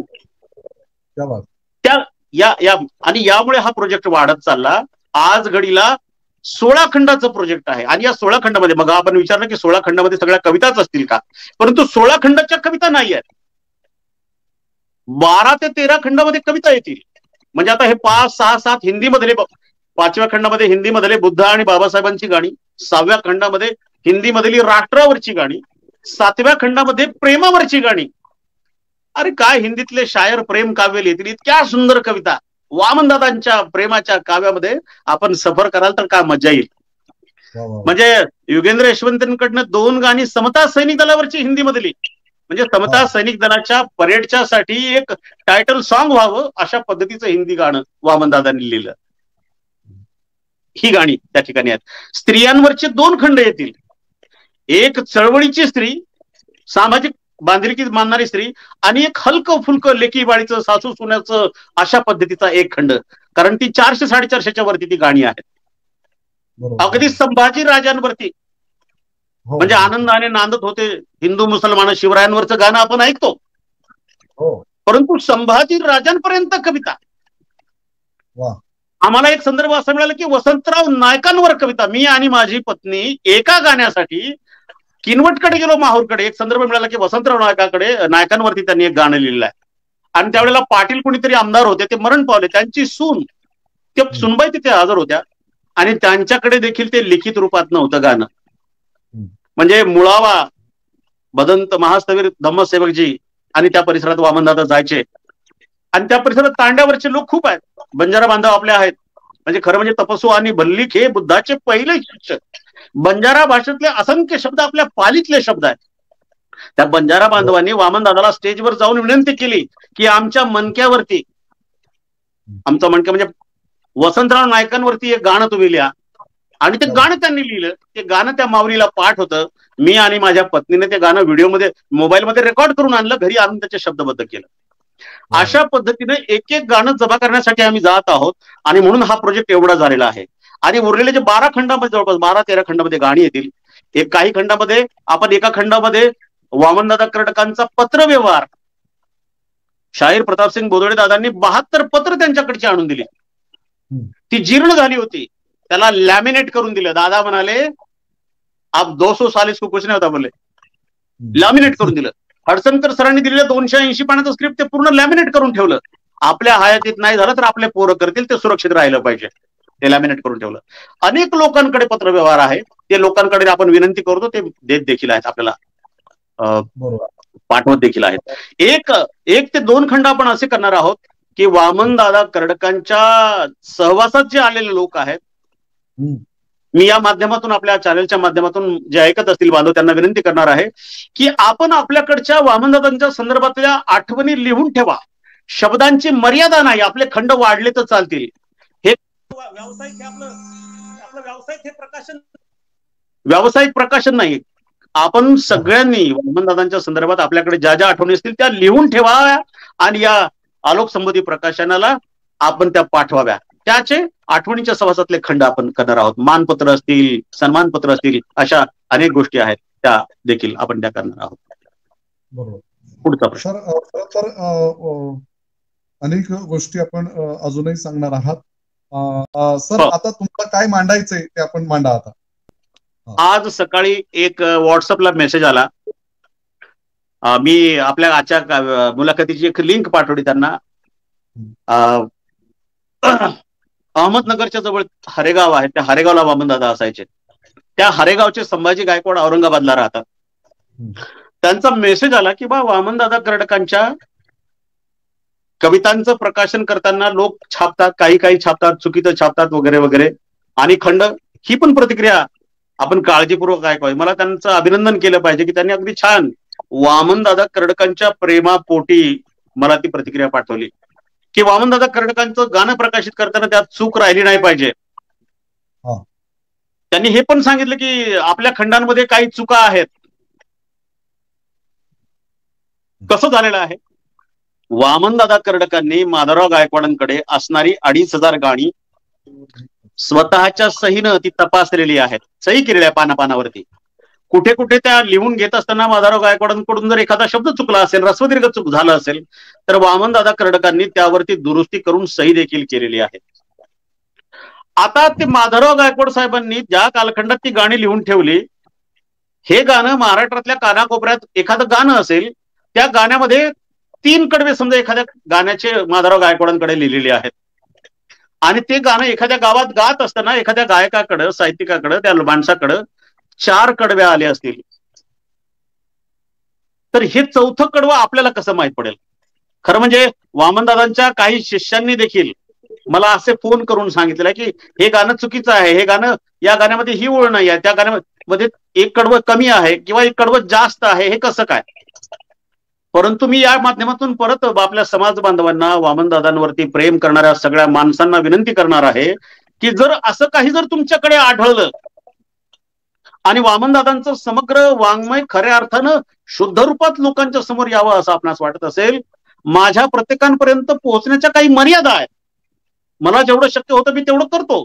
परंतु जर आपल्याला जर असं जाणवत असेल तर लगेच त्या गाण्याची जर झेरॉक्स केल्या, वह्याच्या झेरॉक्स केल्या, ओरिजिनल तुमच्या स्वतःकडे ठेवलं आणि ते जर पाठवलं, तर मला मूळ साहित्याच्या सोबत त्याचं तुलनात्मक अध्ययन करून ते टाकता येईल. ज्यांनी पाठवलं त्यांच्या नावासहित तळटिपा दिलेल्या आहेत या 4 खंडांमध्ये. माधवराव गायकवाड साहेबांकडे जर ते गाणं नसेल आणि ते गाणं मला प्राप्त झालं असेल एखाद्या माणसाकडून, तर त्यांचं नाव तळटीप म्हणून आपण तिथे टाकलेलं आहे. आज सकाळी जी प्रतिक्रिया आली त्या गायकवाड साहेबांना देखील मी सकाळी फोनवर बोललोय. ते जर ऐकत असतील तर पुन्हा मी त्यांना विनंती करणार आहे की आपण ते साहित्य द्यावं. मला आराखसर आणखीन एक अनुभव सांगायचा आहे. दीक्षाभूमीवरती स्टॉल असायचा दरवर्षी. आता ह्या मागच्या कोरोनाच्या कालखंडामध्ये 2 वर्षापासून नाही आहे. एक पखाले नावाचे गृहस्थ आले स्टॉलवरती आणि म्हणाले, कुठलीही काही स्वतःच गाणी लिहायची, वामन दादाच्या नावाने छापायची, चांगला धंदा लावला म्हणे, मस्त धंदा लावला म्हणे तुम्ही. ही पण प्रतिक्रिया आपल्याला लक्षात घेतली पाहिजे. परंतु मी आधीच सांगितलं की वामनदादांचं हे काम इंटेलेक्च्युअल ऑनेस्टी डोळ्यासमोर ठेवून हे सातत्याने आपण करत आहोत. म्हणजे समाजात कशा प्रतिक्रिया येतात. पहिला दुसरा खंड प्रकाशित झाल्यानंतर एक प्रतिक्रिया इतकी भयंकर होती, ती खरं म्हणजे आता इथं सांगायला नको, पण मला सांगितली पाहिजे की बा हे काम करत असताना काही अडचणी देखील आल्या. आर्थिक अडचण हा भाग तर आहेच. तू कुठून आला म्हणे साहित्य प्रकाशित करणार, अशी एक प्रतिक्रिया. तू काय वारस आहे का कोणाचा, वगैरे वगैरे अशा असंख्य अडचणी येत आहेत. परंतु त्या अडचणींकडे डोळेझाक करून आपल्याला वामनदादा कर्डकांचं हे समग्र साहित्य आपण प्रकाशित करत आहोत. या साहित्याला आपल्याला प्रकाशनासाठी ज्यांच्याकडे कुणाकडे साहित्य असेल ते आपल्याला आपण दिलं तर आपल्याला फार महत्वाचं ऐतिहासिक काम आपल्याला करता येईल. वामनदादा कर्डकांच्या संदर्भानं आराखसर असं बोललं की तुम्हाला जे सांगायचं ते सांगा. मला सांगितलं पाहिजे की हे नुसत्या कविता प्रकाशित होत आहे असं नाही.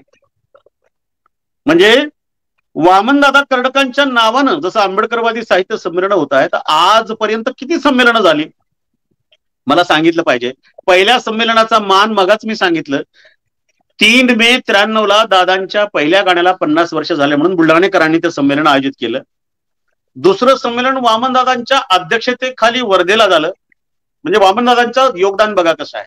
वामनदादा तिसरं, चौथं आणि 5वं सलगपणे 3 संमेलनं महाकवी वामनदादा कर्डक साहित्य संमेलन कुणी आयोजित केली? आपले डॉक्टर संजय मोहोड सर औरंगाबाद येथील, त्यांच्या संशोधन कार्याच्या निमित्तानं आणि एकूणच पुढच्या वामनदादांच्या प्रेमापोटी त्यांनी ही सगळी साहित्य संमेलनं या ठिकाणी आयोजित केलेलं आहे. म्हणजे तिसरं साहित्य संमेलन घेतलं 15 मे 2008 आणि ते अध्यक्ष होते डॉक्टर यशवंत मनोहर, उद्घाटक होते निदा फाजली साहेब. त्यांनी त्यानंतर 5वं संमेलन घेतलं वामनदादा, म्हणजे मोहोड सरांनी आयोजित केलेलं पहिलं आणि दुसरं आणि तिसरं. पण मी क्रमानं पूर्ण पहिल्यापासून 93 पासून सांगतोय की 5वं संमेलन त्या अर्थानं महाकवी वामनदादा कर्डक साहित्य संमेलन 16 मे 2010 घेतलं तापडिया भवन औरंगाबादला. आणि त्याचे अध्यक्ष होते हरी नरके साहेब आणि उद्घाटक होते माननीय इझेड खोब्रागडे साहेब. त्यानंतरचं मोहोड साहेबांनी आयोजित केलेलं संमेलन 16 मे 2010 फमू शिंदे, प्राध्यापक फमू शिंदेच्या अध्यक्षतेमध्ये आणि उद्घाटक होते आचार्य सूर्यकांत भगत. या 3ही संमेलनांना मी या ठिकाणी प्रामुख्याने उपस्थित होतो. आता इथून खऱ्या अर्थानं वामनदादांच्या साहित्यातून काय निघत आहे पुढे, ही महत्वाची जी संमेलनं आहेत, 2 संमेलनं झाली. आपल्या या युट्यूब चॅनलवरती मुलाखतीमध्ये येऊन गेलेले आहेत आदरणीय प्रमोद वाळके सर, युगंधर, म्हणजे आंबेडकरवादी गझलेचे जनक महाकवी वामनदादा कर्डक, आंबेडकरवादी गझलेचा आरंभबिंदू महाकवी वामनदादा कर्डक, ही भूमिका घेऊन खरं म्हणजे मी चरित्र काव्यामध्ये 2008 हे ऑलरेडी लिहिलंय.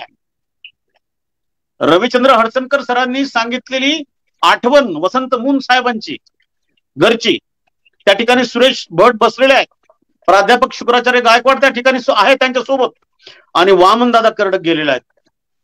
आणि त्या ठिकाणी नाश्ता करत असताना सुरेश भट गझलांचे शेरवरती शेर ऐकवत आहेत. वामनदादा साध्या पायजमा शर्ट मध्ये, मळलेल्या शर्ट मध्ये आणि स्लीपर पायात असलेले ते जाऊन तिथे बसलेले आहेत. वामनदादा भट साहेबांना म्हणतात की मी मधात थोडस बोलू का? सुरेश भट साहेब वळून बघतायत आणि वसंत मून साहेबांना विचारतात की हे कोण आहे? मून साहेब सांगतात की वामनदादा कर्डक आहेत. हा बोला. वामनदादा विनम्रपणे म्हणतात की साहेब, भट साहेब, तुम्ही जो पहिला शेर ऐकवला त्याच्यातला रदीप बरोबर नव्हता, तो रदीप असा असता तर अजून चांगलं झालं असतं. आपण जो दुसरा शेर ऐकवला त्याच्यातला काफिया बरोबर नव्हता, तो या पद्धतीने असता तर अजून चांगलं झालं असतं. आणि त्यांचा नाश्ता खाण्याचा स्पीड कमी झाला आणि चर्चा सुरू झाल्या. ही आठवण मी 2008 मध्ये त्या चरित्र काव्यामध्ये लिहिलेली आहे. आणि मी तिथे असं लिहिलं होतं की महाकवी वामनदादा कर्डकांच्या गझलेकडं कुणाचंच कसं लक्ष गेलं नाही, कुणाचंच कसं लक्ष गेलं नाही. भीमा कोरेगाव 2018ला काय प्रतिक्रांतीने घडवलं आपल्याला माहित आहे. त्याच्यावरची गझल वामनदादांनी लिहिली. 1950च्या दरम्यान गझल लिहित आहेत वामनदादा. इकडे पहाट वारा येऊ दिलाच नाही, घरट्यात गारवा नेऊ दिलाच नाही. ही गझल लिहिली वामनदादांनी. आणि ही भूमिका घेऊन आंबेडकरवादी गझलेचा आरंभबिंदू पहिल्या आणि दुसऱ्या समग्र वाङ्मयातून आदरणीय प्रमोद वाळके साहेबांनी गझला निवडल्या, 80च्या वर गझला निवडल्या आणि संग्राम पिटक काढलं. या संग्राम पिटकच्या नंतर त्यांनी सातत्यानं आपलं काम सुरू झालं. मी संमेलनाच्या संदर्भात बोलत होतो की वामनदादा कर्डकांच्या जीवनाच्या संदर्भानं, कार्याच्या संदर्भानं संमेलन, स्पेशल संमेलन. आणि मग प्रमोद वाळके साहेबांनी पहिलं आंबेडकरवादी गझल संमेलन नाशिकला केलं 17-18 फेब्रुवारी 2018ला. आणि या गझल वेद संमेलनाचे अध्यक्ष देखील म्हणजे त्या आयोजनामध्ये नाशिकचे शरद शेजवळ आणि प्रमोद वाळके सर दादा हे आयोजक आहेत. आणि डॉक्टर यशवंत मनोहर सर त्याचे अध्यक्ष आहेत. या त्यांच्या अध्यक्षतेमध्ये त्याचा ऐतिहासिक डॉक्युमेंट आला. त्या संमेलनाचं आउटपुट हे आलं की आंबेडकरवादी गझलवेद हे पुस्तक आलं. हे पुस्तक आलं म्हणजे वामनदादाचं नुसतं समग्र साहित्य प्रकाशित होत नसून त्यातून पुढे पुढे काय काय नवीन येत आहे. याच युगंधर वाळके साहेबांनी आंबेडकरी म्हणजे गझलेचा वामनदादा कर्डक गझलेचा आकृतीबंध नावाचं लिहिलं. आणि त्याच्यामध्ये जवळपास 8 ते 9 वृत्तांची नावं गझलेला दिली आहेत. वाळके साहेबांनी परत दुसरं आंबेडकरवादी गझलवेद संमेलन घेतलं ठाण्याला, मुंबईला, डॉक्टर आंबेडकर भवनामध्ये, बाबासाहेब आंबेडकर भवन दादरचं जे आहे त्या भवनामध्ये 30 मार्च 2019ला.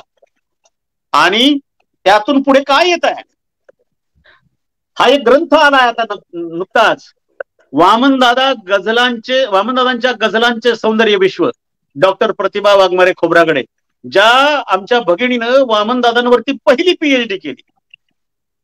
चंद्रपूरच्या आमच्या डॉक्टर प्रतिभा वाघमारे खोब्रागडे, वामनदादांच्या गझलांचे सौंदर्य विश्व म्हणजे इतकी महत्वपूर्ण प्रकरणं यामध्ये लिहिलेली आहेत. म्हणजे वामनदादांच्या गझलेमध्ये येणारं प्रतीक, वामनदादांच्या गझलांमध्ये येणारा प्रतिमा, त्यांचा आशय, त्याचं सौंदर्य, असं अनेक अंगाने ते काम आता पुढे होऊ घातलेलं आहे. आणि 8वं जे संमेलन आता होऊ घातलेलं आहे आपल्या बुलढाण्यामध्ये फेब्रुवारीमध्ये, कदाचित आता कोरोनामुळे पोस्टपोन होईल, हे देखील वामनदादांच्या साहित्याचं म्हणजे मोल आहे. मला अजून बोलायचं आहे यासाठी की वामनदादांच्या नावानं विद्यापीठामध्ये अध्यासन म्हणजे जवळपास 8 साहित्य संमेलनं झाली. आणि यशवंतराव चव्हाण महाराष्ट्र मुक्त विद्यापीठ नाशिकमध्ये 12-13 मध्ये वामनदादांच्या नावाचं अध्यासन झालं. वामनदादांचा अभ्यास करण्यासाठीचं अध्यासन तिथे आपले प्राध्यापक विजयकुमार पाईकराव सर त्याचं काम अगदी जोमानं पाहतात. संत गाडगेबाबा डॉक्टर बाबासाहेब आंबेडकर मराठवाडा विद्यापीठामध्ये म्हणजे वामनदादांनी असं एका ठिकाणी म्हटलंय की वामनला जिथे बाबासाहेबांची समाधी असेल तिथे मला थोडी जागा मिळावी, तिथे थोडी जागा मलाही मिळावी. नागसेन वनाच्या आणि जवळच्या परिसरामध्ये बाबासाहेब आंबेडकर मराठवाडा विद्यापीठामध्ये वामनदादांचं अध्यासन स्थापन झालं. आणि या अध्यासनाचं उद्घाटन 29 मे 2020ला करण्याची संधी मला मिळाली. मी असं मानतो की माझ्या आयुष्याचं सोनं झालं. आणि ही संधी मला उपलब्ध करून दिली त्या माझ्या बांधवाला डॉक्टर दिलीप महालिंगे सरांना मी या ठिकाणी त्यांचे आभार मानतो की माझ्या जीवनामध्ये ही सगळ्यात महत्वाची घटना त्यांच्यामुळे मला ती मिळाली. या उद्घाटनाची संधी युवराज दबडगे होते, आता डॉक्टर उत्तम अंबोरे सर त्याचे इन्चार्ज आहेत. तिसरं अध्यासन वामनदादा कर्डकांच्या नावाचं तिसरं अध्यासन मी 1.5 वर्षापासून अमरावती विद्यापीठामध्ये आमचे जे बांधव आहेत सिनेटचे मेंबर्स असतील, डॉक्टर भीमराव वाघमारे सर असतील, डॉक्टर मुंद्रे सर असतील, डॉक्टर प्रफुल्ल गवई सर असतील, इतर जे बांधव आहेत यांच्या मागे होतं की बाबा इकडच्या 2 विद्यापीठांमध्ये वामनदादांची अध्यासनं झालेली आहेत. मी त्यांना पत्रव्यवहार देखील केला, कुलगुरूंना पत्रव्यवहार केला आणि शेवटी मला सांगताना आनंद होतो की 4 डिसेंबर 2021 वामनदादा कर्डकांचं अध्यासन संत गाडगे बाबा अमरावती विद्यापीठामध्ये मंजूर झाला आहे आणि त्याच्या संदर्भातला प्रस्ताव करण्याची संधी देखील काळानं मला सोपवली आहे, माझ्यावरती सोपवली आहे. ही मी माझ्यासाठी फार महत्वाची जबाबदारी आहे असं मी मानतो. एवढंच नाही, वामनदादा कर्डकांना या जन्मशताब्दी वर्षामध्ये आपण अभिवादन करत आहोत, याच्या पलीकडे वामनदादा आहे. काय वामनदादा? महाराष्ट्रातल्या अगदी शालेय शिक्षणापासून, विद्यालयीन शिक्षणापासून, महाविद्यालयीन, कनिष्ठ महाविद्यालय असो, वरिष्ठ महाविद्यालय असो, या अभ्यासक्रमांमध्ये वामनदादांच्या कवितांचा समावेश आहे. पदव्युत्तर, पोस्ट ग्रॅज्युएटच्या अभ्यासक्रमात वामनदादांच्या काव्याचे पुस्तकं लागलेले आहेत. मोहोळ मुंबई विद्यापीठामध्ये लागलेला आहे. महाराष्ट्रातल्या 5 विद्यापीठामध्ये वामनदादांच्या पदवी आणि पदव्युत्तर अभ्यासक्रमाला कविता आहेत. यापुढे वामनदादा वरती संशोधन कार्य डॉक्टर बाबासाहेब आंबेडकर मराठवाडा विद्यापीठामधून सुरू झालं आणि त्या ठिकाणी पहिली एमफिल प्राध्यापक नारायण बुलंगे सरांनी केली. खरं म्हणजे त्यांच्या कुटुंबाची मी चौकशी, त्यांचा शोध घेण्याचा प्रयत्न केला तर त्यांच्या कुटुंबामध्ये फार दुःखद अशी अवस्था झालेली आहे. त्यांच्या कुटुंबामध्ये आज घडीला कोणी शिल्लक नाही आहे आणि म्हणून तो एमफिलचा जो प्रबंध आहे तो विद्यापीठामध्ये देखील मला सापडला नाही, परंतु त्याची नोंद आपण घेतली पाहिजे, कारण वामनदादांनी याची नोंद जीवनाच्या गाण्यामध्ये केली आहे. प्राध्यापक नारायण बुलंगे यांनी वामनदादा कर्डकांच्या साहित्यावरची पहिली एमफिल केली. त्यानंतर बोराडे सरांचं आहे आणि पहिली पीएचडी प्रतिभा वाघमारे त्यांची आहे. परंतु 2021 पर्यंत, 2011 पर्यंत जवळपास 13 लोक पीएचडीला आहेत. हे याचा 4थ्या खंडामध्ये पीएचडीचा विषय, विद्यार्थी, त्यांचा गाईड, त्यांचं विद्यापीठ, त्यांचा फोन नंबर अशी लिस्ट आपण त्या ठिकाणी दिलेली आहे. आता येणाऱ्या 5व्या खंडामध्ये, येणाऱ्या 5व्या, 6व्या, 7व्या खंडामध्ये 2021 पर्यंत आज घडीला जवळपास 20हून अधिक विद्यार्थी होत आहेत वामनदादा कर्डकांच्या अंगानं संशोधन करणारे त्या ठिकाणी. याही पेक्षा आणखी एक शेवटचं सांगतो की वामनदादांवरच्या किती ग्रंथ आले असतील आज घडीला. 2021 पर्यंत, 2011 पर्यंतची लिस्ट आपण 4थ्या खंडात दिली आहे. 43 वगैरे ग्रंथ होते, परंतु मी अलीकडे आता लिस्ट करत आहे तर जवळपास लहान मोठी छोटी मोठी जवळपास 63हून अधिक पुस्तकं झाली. वामनदादा कर्डकांची ही ग्रंथसंपदा 63च्या वर पोहोचली आहे आज घडीला आणि हे पुढे वाढणार आहे. हे वाढणार आहे याचं कारण असं की वामनदादा कर्डक हे चरत भिक्कवे चारिकन करत करत चाललेले आहेत. मला थांबायचं असेल तर मला आपण सांगू शकता आराग सर, कारण भरपूर आहे बोलायचं, तर मला थांबायचं असेल तर आपण सांगू शकता. सर शेवटचे 5 मिनिटं घेऊया आपण, कारण जवळपास 1.5 तासापेक्षा जास्त वेळ होत आहे. शेवटचे 5 मिनिट. हा, या 5 मिनिटांमध्ये मी चरित्र काव्यामधली एक कविता तुम्हाला ऐकवणार आहे आणि मग थांबतो मी. महाकवी वामनदादा कर्डकांच्या जीवनामधली एक कविता मी ऐकवतो आणि मग मी थांबतो. डॉक्टर बाबासाहेब आंबेडकरांच्या महापरिनिर्वाणानंतर पाना राजाभोज असं म्हणाले होते की dead Ambedkar is more dangerous than alive. बरोबर. बाबासाहेब आंबेडकरच्या संदर्भामध्ये पाना राजाभोज असं म्हणाले होते की dead Ambedkar is more dangerous than alive. मी वामनदादा कर्डकांचं जे पहिलं गीत आहे या संदर्भात मी असं एक लेख लिहिलाय, 25 पानाचा तो लेख आहे. सगळ्यांनी, अगदी स्वतः वामनदादांनी देखील असं म्हटलंय की ते माझं पहिलं गाणं आहे ते विडंबन काव्य आहे. वामनदादांनी स्वतः म्हटलं म्हणून ते विडंबन काव्य आहे अशी भूमिका मला ऍक्सेप्ट नाही आहे. त्या संदर्भातलं सगळं मी 25 पानाचा संशोधनपर लेख लिहिलेला आहे. औरंगाबादचे आपले डॉक्टर युवराज धबरगे सरांनी 4 खंड टिफनचे केले आहेत. 4 खंड ते प्रकाशित आता होतील. त्या 4 खंडांमध्ये असंख्य माणसांचे लेख आलेले आहेत. त्या खंडामध्ये तो लेख प्रकाशित झाला आहे. त्या किंवा वामनदादा कर्डकांचं पहिलं गाणं, जरी ते वामनदादा विडंबन गाणं म्हणत असतील, परंतु दूर हटो आज कितने दिनों से हमको वगैरे जे आहे की नाही, दूर हटोय काँग्रेस वालो, परंतु मूळ कवी प्रदीपचं गाणं आणि अगदी सिनेमातला सीन, सिनेमा लावून, कम्प्युटरला सिनेमा लावून ते दृश्य पाहून ते सगळं गाणं आणि तो लेख मी लिहिलेला आहे की दादा हे गाणं का लिहिलं असेल. आणि त्याच्या शेवटी वामनदादांच्या बाबत मी जसं पाना राजाभाऊ साहेबांनी म्हणाले बाबासाहेबांच्या संदर्भात की dead Ambedkar is more dangerous than alive, तसं dead Wamandada Kardak is more active and more creative than alive. वामनदादांच्या संदर्भानं हे महत्वाचं काम आता सुरू झालं आहे खऱ्या अर्थानं. जिवंत होते तोपर्यंत मोठे मोठे साहित्यिक म्हणजे हे भजने आहे, वामनदादा भीमबुद्धाचे गाणे गात आहे वगैरे वगैरे वगैरे. नाही, dead Wamandada Kardak is more active and more creative than alive एवढं म्हणतो. आणि चरित्र काव्यातली एक कविता या जन्मशताब्दी वर्षामध्ये वामनदादाला अभिवादन करत असताना म्हणतो आणि मग मी त्यानंतर थांबतो. दिस माथ्यावरी आला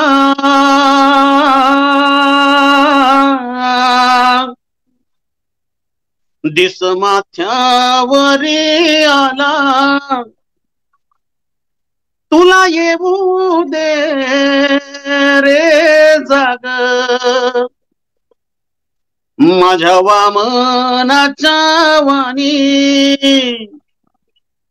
उरी जळू दे रे आग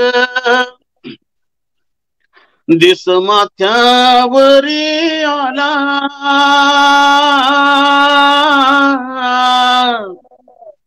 दिस माथ्यावरी आला आग उरात जळू दे माझ्या वामनाच्या वाणी दिवरानात तळू दे दिस माथ्यावरी आला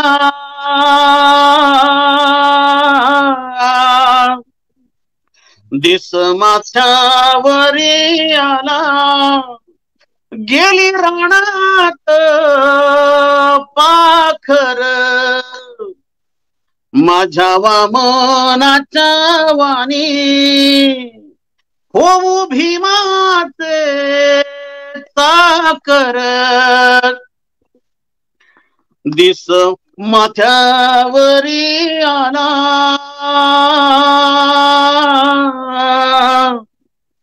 दिस माथ्यावरी आला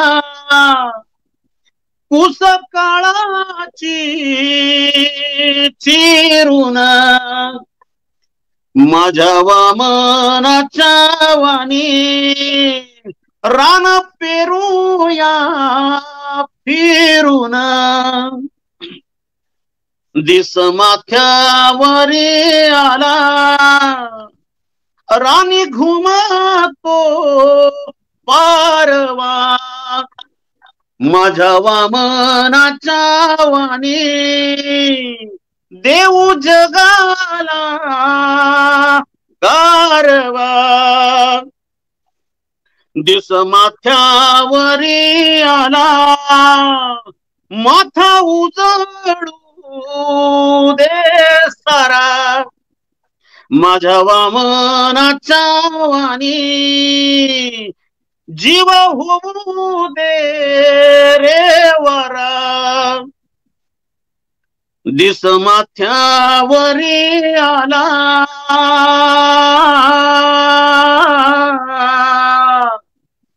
दिस माथ्यावरी आला तसा कलता कलेल माझ्या वामनाच्या वाणी कोण रानात फुलेल दिस माथ्यावरी आला तुम्ही खुशाल निजून माझ्या वामनाच्या वाणी कसे जाईना भिजून दिस माथ्यावरी आला होऊ माणसाची प्रीत माझ्या वामनाच्या वाणी होऊ माणसाचे गीत. शेवटी दिस माथ्यावरी आला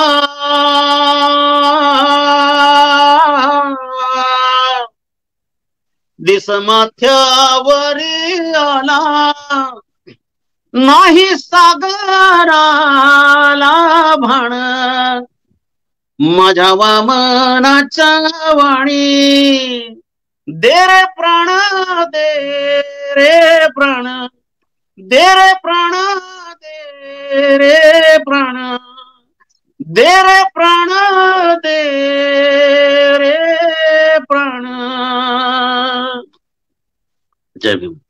मला संधी दिली त्याबद्दल राहुल खांडेकर आणि बहुजन संघटकच्या सगळ्या टीमचे मी मनपूर्वक आभार मानतो. रमेश आराख साहेबांनी देखील अगदी सुंदर हे संचरण केलं त्याबद्दल त्यांचे देखील आभार मानतो.